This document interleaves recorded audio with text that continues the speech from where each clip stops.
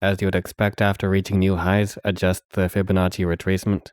And as discussed last time, the highest Fibonacci fan line did indeed become a relevant trend line, so it will be left in the same position. Next, a Fibonacci time zone based on the previous upswing. Then the trend-based variant based up until the last downswing point.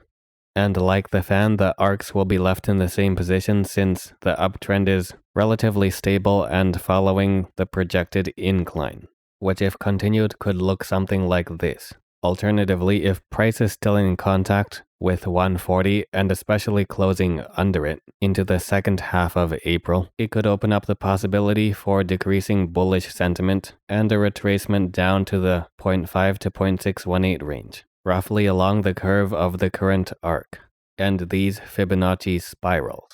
As for PNG, it's been relatively range-bound, so we can actually save lots of time and leave everything in the same position as last time. If another upswing were to develop from the bullish candles of the last 2 to 3 days, a bullish continuation of the larger trend only becomes more likely after clearing over the spiral and into the 60s.